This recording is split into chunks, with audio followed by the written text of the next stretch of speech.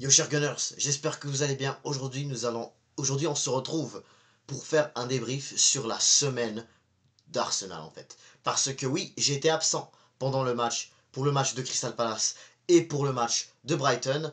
Et là maintenant, comme il y a aussi le match de Burnley qui vient tout juste de passer ce week-end, là il faut que je vous parle vraiment de cette semaine du côté des Gunners.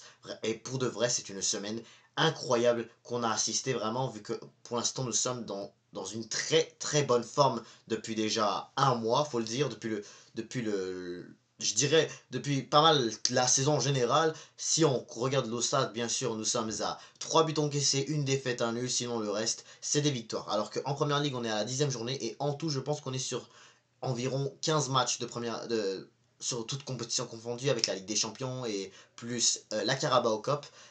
Il faut qu'on en parle. Il faut qu'on en parle de cette semaine-là, car elle a été exceptionnelle. J'étais pas vraiment présent depuis le match de l'Atlético Madrid lorsqu'on a gagné 4-0, mais il faut vraiment qu'on parle de qu'est-ce qu'on a pu voir dans les 3 derniers matchs d'Arsenal. Et on va commencer tout d'abord avec Crystal Palace, mais tout d'abord n'hésitez pas à vous abonner, liker et commenter, ça fait toujours un très bon plaisir de vous avoir dans les vidéos. Alors tout d'abord, dans cette rencontre contre Crystal Palace, nous avons bien vu que pendant la première mi-temps et la deuxième mi-temps, c'était un match quand même assez difficile, parce que Crystal Palace, on le sait tous que c'est une très très bonne équipe, que toujours face aux grosses équipes c'est bon, mais face à Arsenal quand même on arrive souvent à les battre. C'est quand même une équipe assez maîtrisable, malgré qu'elle a été très très bonne aujourd'hui.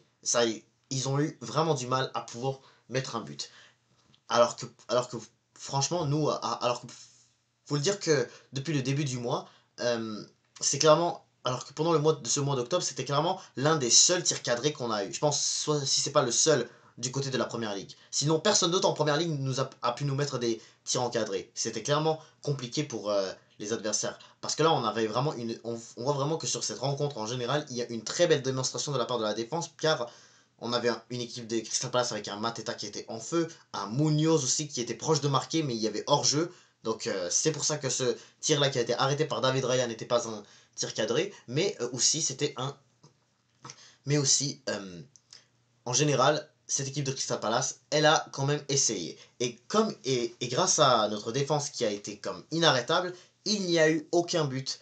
Il y a comme eu aucun but. Non seulement il n'y a eu aucun but, mais aucun tir cadré même. Parce que oui, ils auraient peut-être tenté des choses. Voilà, c'est passé au-dessus, c'est passé à côté. Peut-être oui, on a eu ça, on a eu souvent même cette saison. Mais en tout cas, cadré, c'était compliqué. Parce que souvent notre défense, elle a été beaucoup trop forte. Et aussi, en général, il y a eu même beaucoup moins de tirs. Et ce qu'il y a eu aussi beaucoup moins, c'était qu'il y avait beaucoup moins de tirs. Et lorsqu'on voit moins de tirs de la part des adversaires, c'est que souvent, voilà, c'est aussi à cause de nos latéraux, de notre défense centrale, de notre milieu défensif. C'est pour ça vraiment que notre jeu défensif, il est très très très exceptionnel. Il a été beaucoup critiqué par beaucoup d'autres rivales. Et, euh, et ça montre que voilà, avec ça, on est pour l'instant toujours premier de la ligue avec vraiment pas beaucoup de buts, avec vraiment juste 3 buts encaissés.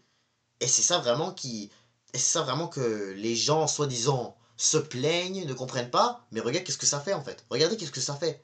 C'est pas comme si, c'est pas comme, vraiment comme si c'était un mauvais jeu, genre. C'est pas un mauvais jeu, c'est un jeu, c'est un style de jeu qui est fait pour, voilà, qui est aussi fait pour tenter de pouvoir gagner des titres, voilà. C'est pas comme si, voilà, il faut toujours qu'on gagne sur des gros scores, qu'on fasse des bons matchs à 100% pour remporter des titres. C'est pas non plus le cas, hein. Liverpool, on a bien vu l'année passée que, voilà, des fois, ça a fait des matchs nuls, et faut le dire que à cause de ça, à cause que Arsenal n'a pas du tout été en forme la saison dernière, c'est ça vraiment qui les a un peu permis de gagner la Ligue aussi facilement, quoi. Même si qu'en général, il le méritait, Liverpool l'année passée. Il le méritait parce que c'était clairement la meilleure équipe du début à la fin.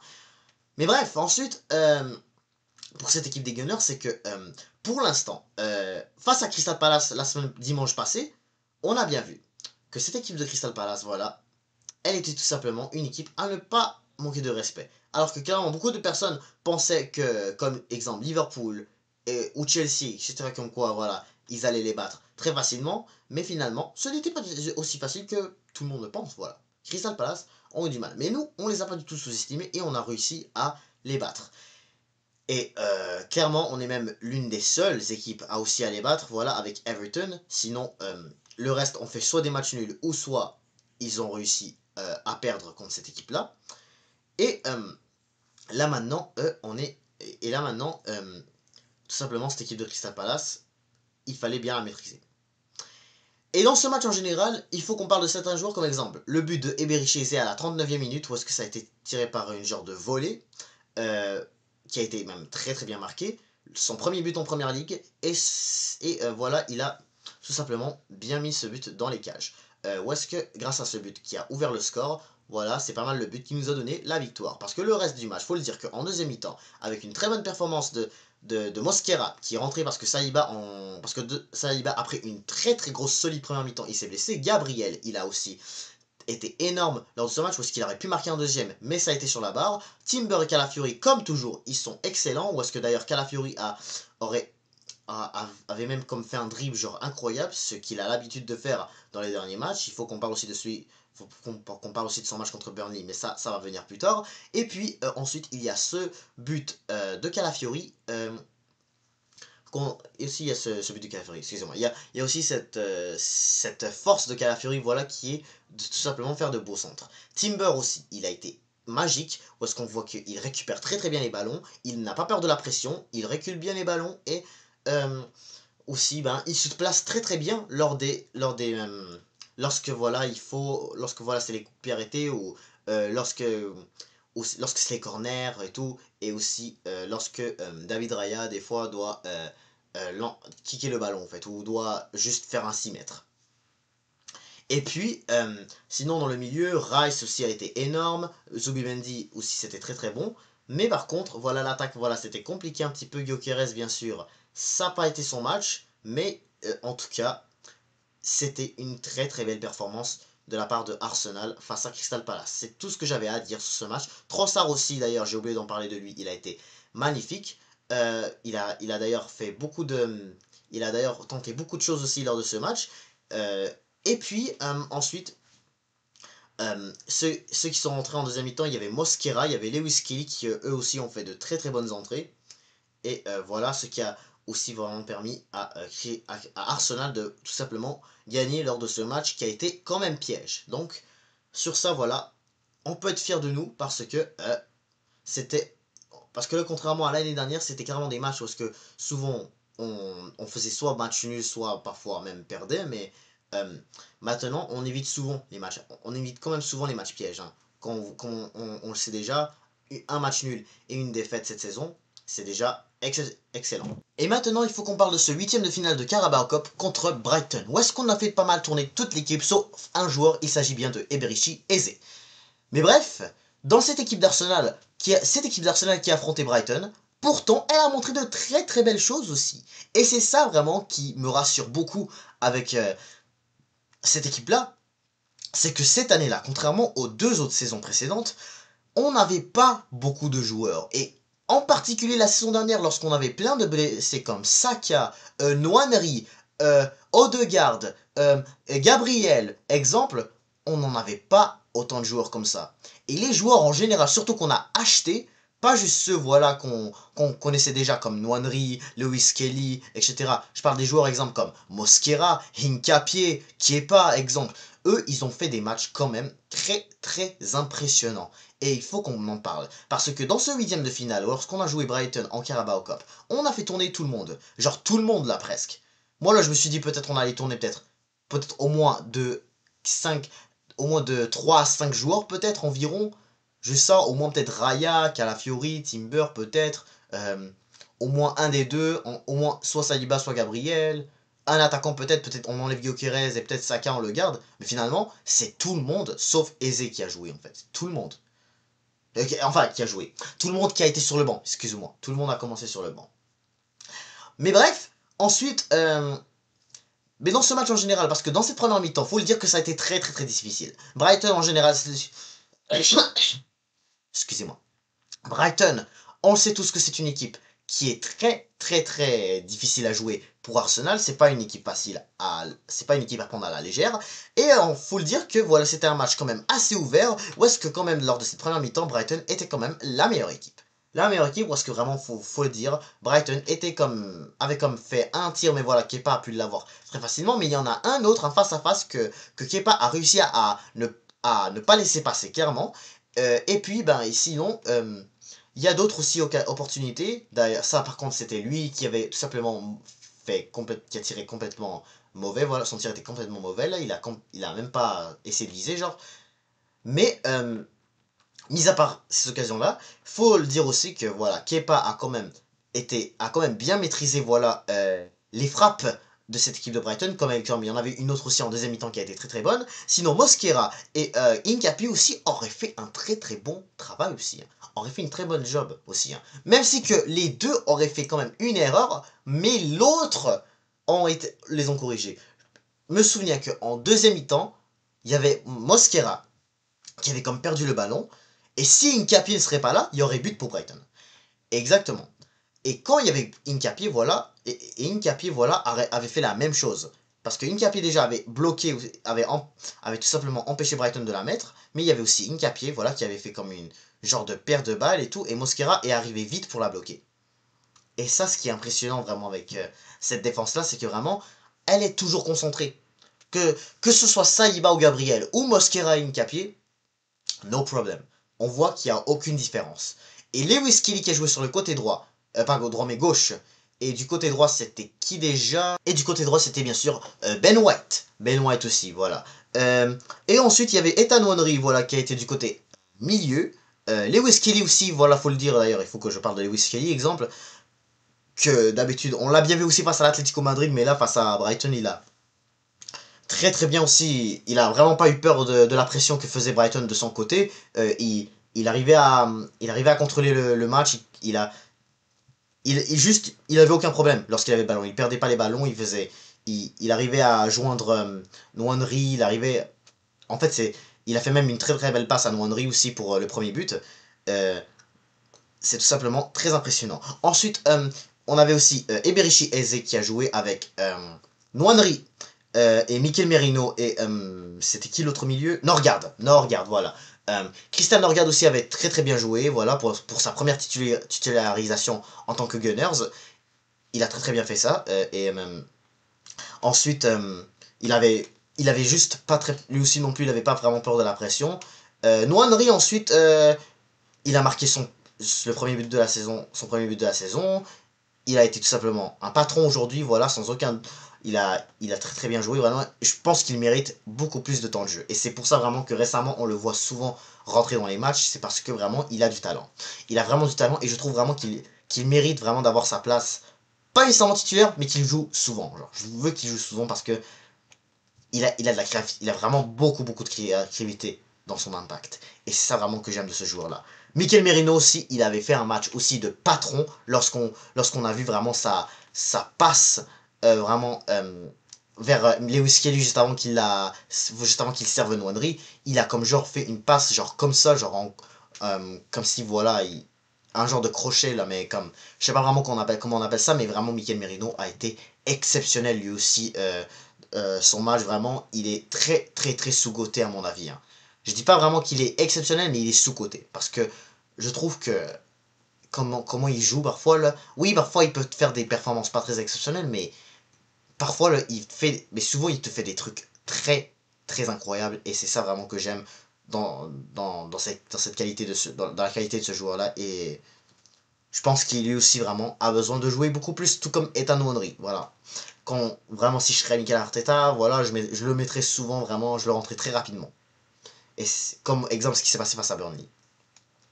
Puis bien sûr Trossard, voilà, eux ils sont rentrés un peu plus en affaire avec Saka qui marque le deuxième but. Timber aussi avait fait une très très belle course pour le deuxième but. Voilà, Rice aussi, il a fait une très très bonne entrée. Dauman, c'était lui que j'avais oublié de parler. Max Dauman aussi avait fait un très très très bon match. Où est-ce que vraiment la plupart des occasions est venue de son côté à lui. Et où est-ce qu'il est vraiment d'ailleurs il aurait pu avoir un penalty, mais je sais pas pourquoi il n'a pas été sifflé, mais c'est pas si grave. Il a juste été excellent. Vraiment, il a bien contrôlé le côté gauche. Vraiment, c'est comme si vraiment Bukayo Saka, il m'avait comme pas il était comme pas vraiment, comme si vraiment on ne s'ennuyait pas vraiment de lui, ni Madueke, voilà. Donc c'est pour ça vraiment que non seulement on a Bukayo Saka qui peut jouer à droite, t'as Madueke et en plus de ça t'as Dauman. Et ça vraiment c'est incroyable. Ce jeune vraiment, on disait depuis longtemps qu'il pouvait qu'on avait besoin de le faire confiance. Et là, voilà, en Carabao Cup, il te prouve clairement qu'il peut. Non-Henri, j'en ai parlé. Et ensuite, tu as Anous, voilà. Eze, voilà aussi. Eze aussi, j'en ai parlé, voilà. C'était... Les ballons sont pas poussés beaucoup vers lui d'ailleurs. Hein, d'ailleurs, mais même... Ça reste que voilà. Il est très très bon lui aussi. Anous, c'était lui que j'étais le plus impressionné. André Harriman Anous, que c'est la toute première fois que j'ai entendu parler de ce joueur-là. La toute première fois aussi que voilà, je le vois même choisi par Mikel Arteta. Et il aurait été correct quand même. Il était proche de marquer son tout premier but, voilà. Sous Mikel Arteta, voilà, sous l'équipe A. Mais malheureusement, voilà, ça a été arrêté. Mais juste après, voilà, c'est aidé par Bukayo Saka qui marque le deuxième but. Mais voilà, j'étais impressionné. C'est sûr que là, il est pas mal jeune. Je sais pas vraiment il a quel âge, mais je parie que c'est dans les environs de 16-17 ans. Donc, il faut se calmer un peu, mais c'est très très fort. C'est très très fort, hein. Vraiment. Ce qu'on possède vraiment dans l'académie, ça commence à devenir du sérieux. Mais vraiment, je suis très impressionné de ce match contre Brighton, vraiment, surtout quand on remarque, comme j'ai dit tout à l'heure, que non seulement t'as une équipe A, une équipe type, voilà, qui est tout simplement exceptionnelle, avec les nouveaux joueurs qu'on a achetés, mais aussi tu as une équipe de remplaçants qui peut servir aussi. Non seulement de l'académie, non seulement des nouveaux joueurs que tu as achetés, mais aussi de l'académie. Des joueurs de l'académie qui peuvent bien servir. Et ça, je trouve ça exceptionnel. Et pour finir, je m'en viens avec ce match contre Burnley. Victoire 2-0 hier à Turf Moor. Et encore une fois, c'était hyper impressionnant. Bien, on les a très très bien maîtrisés. Ils auraient tenté, voilà, de vouloir nous battre. Ils voulaient bien nous gagner cette équipe de Burnley après avoir gagné ces deux derniers matchs de Première Ligue. Mais on les a très très bien eu, on les a bien surpassés cette première mi-temps. Où est-ce que d'ailleurs on met un but sur corner, qui est d'ailleurs notre point fort, et que voilà, c'est surtout ça vraiment que tout le monde parle. Mais comme dit plusieurs youtubeurs, si on veut gagner la Première Ligue, mais que dans tous les matchs, tu marques que des buts de corner, eh ben moi je prends. Moi je prends. Marquer des buts que sur corner, je prends. Et c'est clairement, et je suis d'accord avec tous ceux qui le disent, parce que voilà, c'est une technique de marquer des corners, surtout quand c'est une bonne défense, les corners c'est très important. C'est très important, et là on a un très point, et là c'est notre point fort grâce à monsieur Nicolas Gerveur, que et que vraiment c'est un bon là-dessus. C'est un très bon. Sinon, voilà, un but de Gyökeres, voilà, lâchez-le, hein. Lâchez-le, hein. Je vous le dis, lâchez-le, hein. Il est là, hein. Il arrive. Il arrive, hein. Je vous le dis, il arrive. Après que tout le monde le chie dessus, là. Il arrive, là. Après que tout le monde le critique. Je sais pas vraiment qu'est-ce que les gens ont à dire de plus. De mauvais sur lui. Qu'il marque juste des buts simples. C'est bon, là. C'est bon. Les buteurs doivent toujours marquer des buts simples. C'est leur but. Anyway. Sinon, Saka, cette fois-ci, ça a été un peu compliqué, malgré qu'il aurait pu en mettre au moins deux. Il y en a un qui a été très bien arrêté par Dubravka, l'autre, voilà, c'était un face-à-face. On peut rien y faire. Puis ensuite, le reste, Trossard aussi, c'était exceptionnel, avec un très très bel dé pour Declan Rice. Declan Rice, on n'y parle même pas, il a eu l'homme du match, et il a très bien contrôlé le milieu de terrain, il était partout dans le match, il a été partout sur toutes les opportunités. Ça, c'est un match de patron, et je l'adore. Masterclass de la part de Declan Rice. Zubimendi aussi, il a bien contrôlé le match. Aussi pour Eze, enfin Eze, lui de son côté, il s'est fait beaucoup frapper par les joueurs de Burnley. C'était beaucoup plus difficile pour Eberechi et Eze de jouer complètement. C'est de faire des créations tellement les joueurs de Burnley ont été bien durs sur lui. La défense, sinon, elle a été impeccable. Timber a été exceptionnel. Calafiori aussi magistral. Un dribble aussi incroyable. Est-ce qu'il aurait pu lui donner un but aussi? Mais sinon, notre équipe d'Arsenal aujourd'hui, c'était un bon 10 sur 10. Burnley vraiment n'a rien pu faire. Même à la fin, ils étaient pas loin de stopper notre série de clean sheet avec ce coup franc qui a été frappé sur la barre. Mais il y a eu... Mais non. Sinon, toujours clean sheet. Et depuis le match contre Newcastle, donc ça date depuis septembre, donc tout le mois d'octobre, plus hier, 1er novembre, 0 but encaissé. Donc clairement, on est en train de faire on va aller réaliser un record qui est celui de Chelsea avec 15 buts encaissés en première ligue. On peut faire largement moins que ça si on continue de concéder. Même 10, on pourrait pas même 10 buts, on pourrait pas encaisser 10. Peut-être que j'abuse un peu, mais ça se pourrait vraiment si on continue de défendre comme ça. Peut-être voilà des équipes comme Liverpool, peu importe qui là, peut-être je sais pas Newcastle, n'importe qui genre peut nous mettre des buts comme ça, des matchs vraiment comme piège là.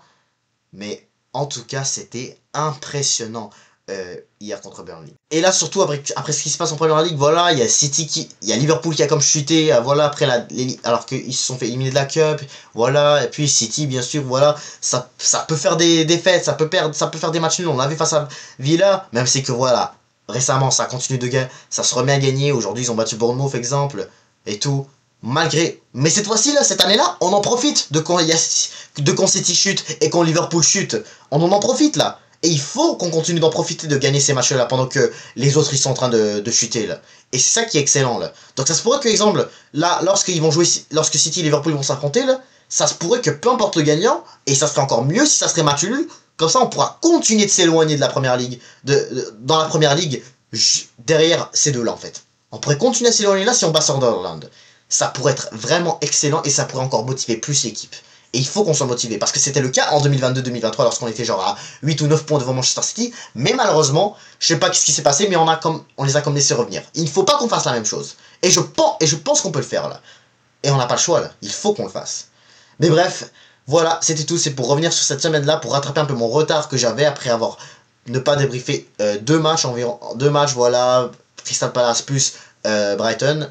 Là, c'est le temps de faire mon retour là et que je puisse, j'espère bien sûr pouvoir continuer à faire d'autres vidéos, bien sûr qu'on va jouer le Slavia Prague en Champions League et Sunderland, voilà, il faut que je continue, il faut que je m'y remette avec les vidéos, là, ça va être très important. Mais bref, c'est bon, je m'arrête là, donc bien sûr c'est la fin de ce débrief, n'hésitez pas à vous abonner, liker, commenter, et je vous dis